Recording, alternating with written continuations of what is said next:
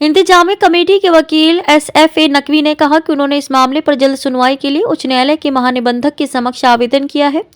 अदालत में दाखिल अपील में श्री काशी विश्वनाथ मंदिर के न्यासी मंडल और आचार्य वेद व्यास पीठ मंदिर के मुख्य पुजारी शैलेंद्र कुमार पाठक को पक्षकार बनाया गया है। वाराणसी की अदालत के निर्णय के खिलाफ दाखिल अपील में दलील दी गई है कि यह वाद स्वयं में पूजा स्थल अधिनियम 1991 के तहत पोषणीय नहीं है।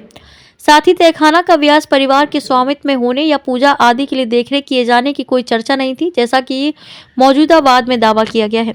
अपील में यह भी आरोप है कि इस वाद को दायर करने का मुख्य उद्देश्य ज्ञानवापी मस्जिद के संचालन को लेकर कृत्रिम विवाद पैदा करने का एक प्रयास है, जहां नियमित रूप से नमाज अदा की जाती है। इस बीच हिंदू पक्ष को सुनने के लिए उनकी ओर से अदालत में एक कैविएट दाखिल किया गया है।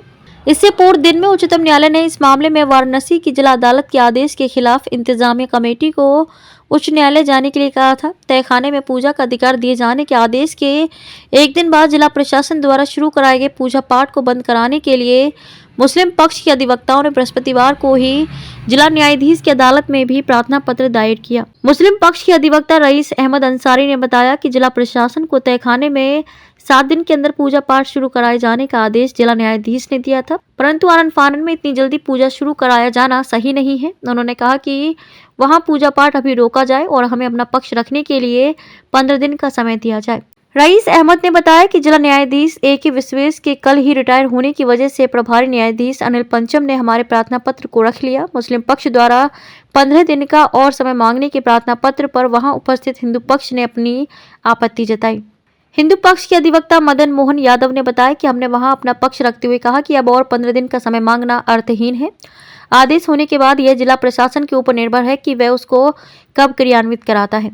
जिला प्रशासन ने जनभावना को देखते हुए आदेश का तत्काल पालन कराया है। वाराणसी की अदालत ने बुधवार को हिंदू श्रद्धालुओं को ज्ञानवापी मस्जिद परिसर के भीतर व्यास जी के तहखाना में पूजा अर्चना करने की अनुमति दी थी। अदालत ने कहा था कि जिला प्रशासन अगले 7 दिनों के भीतर इस संबंध में आवश्यक व्यवस्था करे।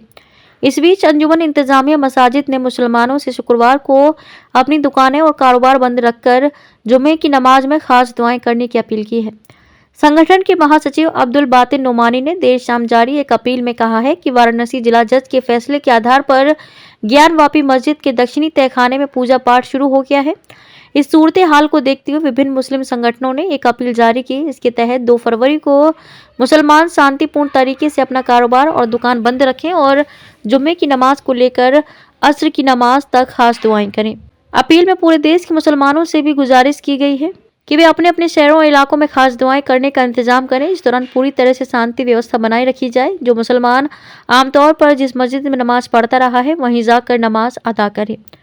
अपील में मुस्लिम महिलाओं से घर में रहकर दुआ और इस्तगफार करने को कहा गया है और शादी ब्याह तथा अन्य आयोजनों को सादगी से आयोजित करने की भी अपील की गई है।